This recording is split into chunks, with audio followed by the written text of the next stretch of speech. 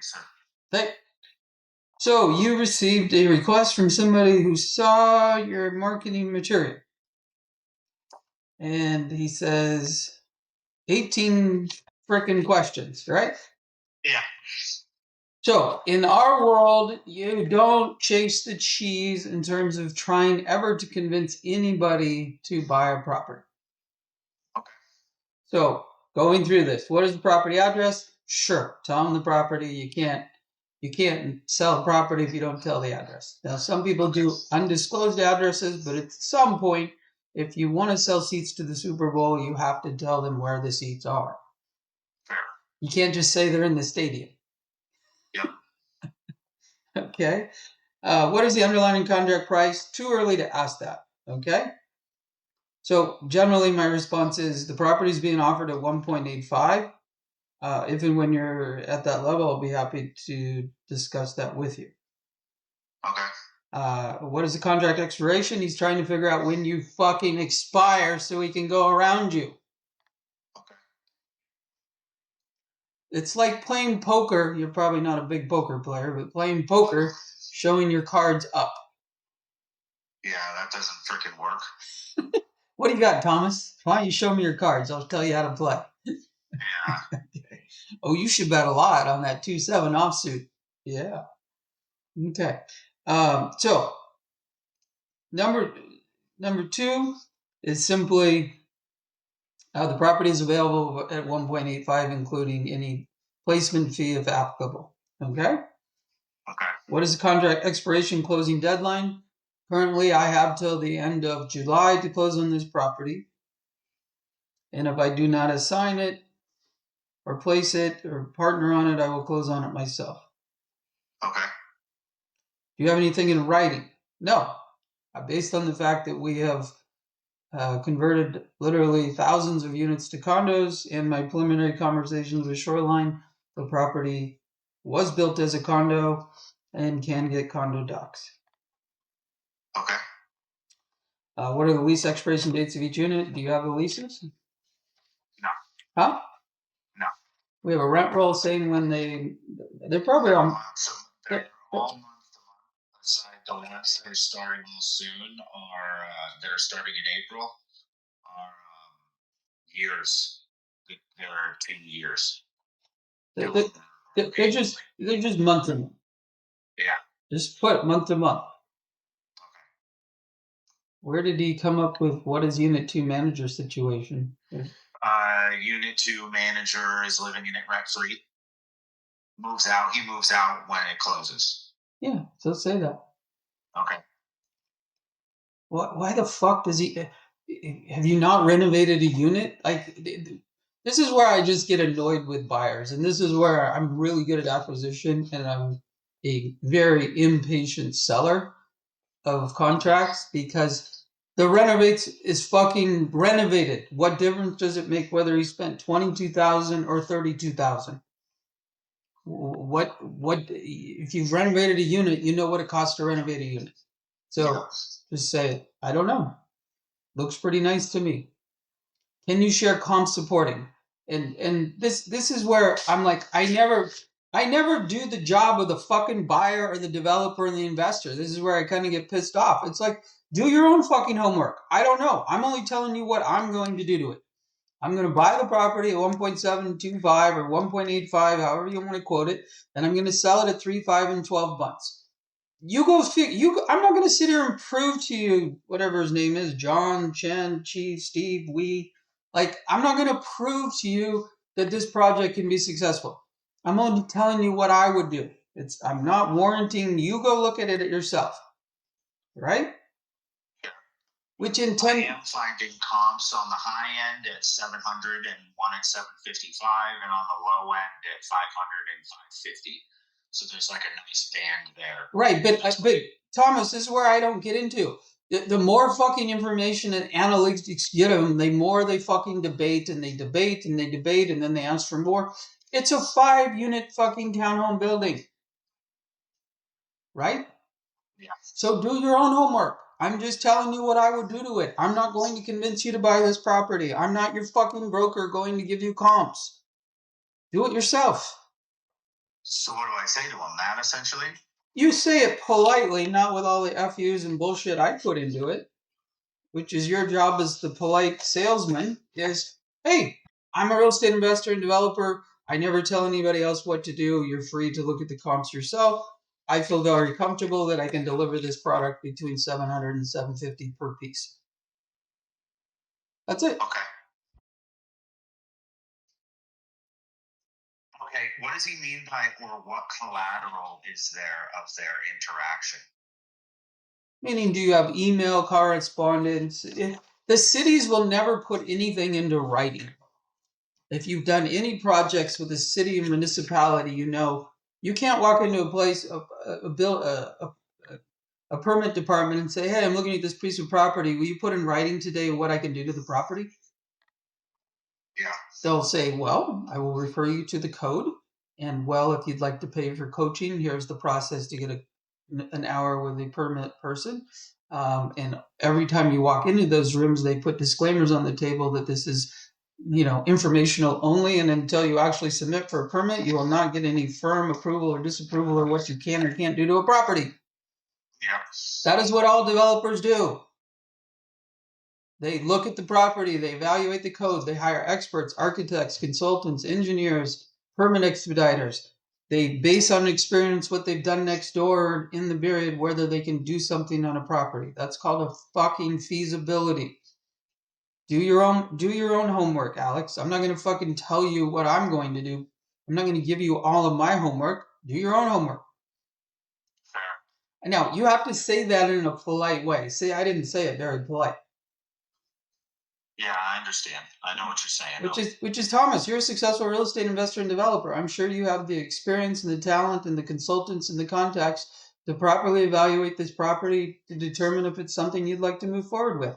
I can tell you it's pretty simple. It's a 5-unit townhome. It was built as 5 homes. The original owner builder built it to sell it as condos. He didn't do that. So it has been retained as a 5-unit property for the last 38 years. Based on my experience in talking to the city of Shoreline and my experience developing thousands of condo conversions, I'm very comfortable that I can convert this property either into fee simple townhome ownership, or I can, at a bare minimum, get condo docs and sell it as condos. That is my plan. If I don't place it in the next 30 days, I'll greenlight and just close on it and do the project. Well, why are you selling it? Because everything I escrow, that is my business for 35 years. I will buy it if I don't place it, but everything I have in my portfolio, everything I open escrow on, is also available for purchase. That is part of our business model. See how eloquent that was? Yes. Can you email me this conversation? Yeah, of course. I'm gonna re-listen to it and kind of like pause it and type my email out based on it. Which is, and this is, this is me just being less than a patient, quote unquote, placement or wholesaler, meaning I see, I see everything. I see all the plays, I see the ups, I see the downs. And so when people start, I go back to the jokingly to a 2-bedroom, 1-bath duplex, right? Just a simple little 2-bedroom, 1-bath, 2-unit duplex. And somebody wants to analyze the fuck out of it. It's like, it's a fucking duplex. What are we analyzing? Right? I mean, I can analyze a duplex or a 5-unit or a 10-unit in 10 minutes, 5 minutes. Like, why do you need hours of data? Why do you need 3 years of tax returns? Why do you need receipts on their fucking linoleum and oven purchase? Like, it's a duplex, dude. All the duplex in the neighborhood are 500. I have this one for 395 with 25 down. Shit or get off the pot. Yeah. So then should I tell him anything when it comes to the 2 already renovated units? Say the units are renovated.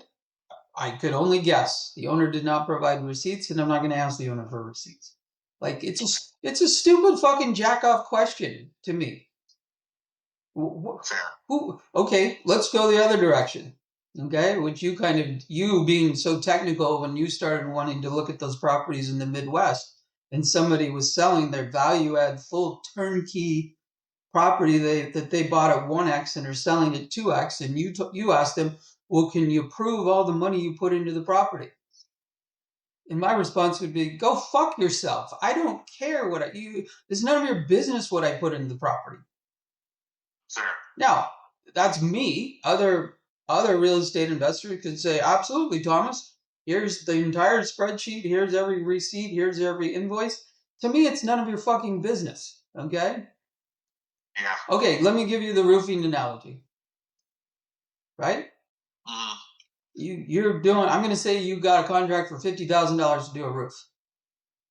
Yeah.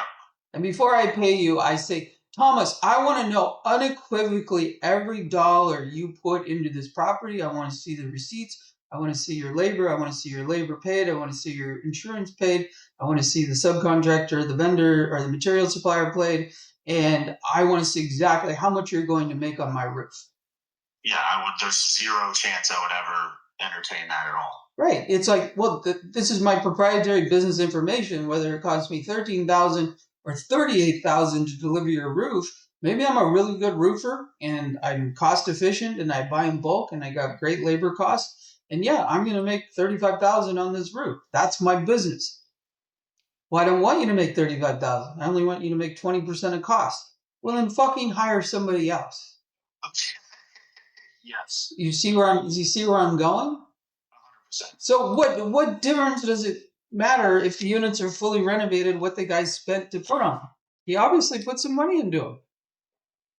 Yeah. I'm not going to go ask this owner to prove what he spent on the unit. It's an impolite business question. Makes sense. Now, if somebody just put on a $50,000 roof delivered by Thomas, I might say, hey, just out of curiosity, did that come with any warranties? And the guy might say, yeah, the business warranties for heirs, 1 year or 3 years, and there's the transferable warranty. And in fact, I will give you a copy of the invoice that I paid him $50,000. That's probably a fair request for a roof or appliances or something with a service warranty. Yeah. But general cosmetic, what did you spend? That's just like, no, it's none of your business. Fair enough. Fair enough. So the fine art of being a salesperson while at the same time being a real estate investor developer is you're providing information as a courtesy to people, but remember, you're not a broker. You're just sharing a Super Bowl ticket you have, and you're politely, that'd be the same analogy of wanting to buy 2 Super Bowl tickets, and you're asking the guy selling to you, well, what did you pay for those $10,000 tickets? And the ticket broker is like, I get my product how I get my product. What I'm making is my business. Do you want them at 10,000 or not? Yeah. Because there are none. I got the 2 last tickets. Fair. The problem in the wholesale assignment business is at some point you have to explain or share what you're charging. And unless you're double closing. Okay? Mm-hmm. So if you stumbled into some property and for some reason you got a property for $500,000 and you could sell it tomorrow for $850,000, it might be prudent of you to just double close. Pay a point or two and hide that fee. Well, then you don't have to disclose that you're making $350,000. Yeah. So a lot of people do double close, but when the fees are pretty small, it doesn't make sense to double close because, especially in Seattle, it just screws up the cost. So, yeah. All right, I'll send this over to you right now. Okay. All right, thank you. Bye. Yeah, Hunter. Can I get like $2 2 sugar for the pizza? Yeah.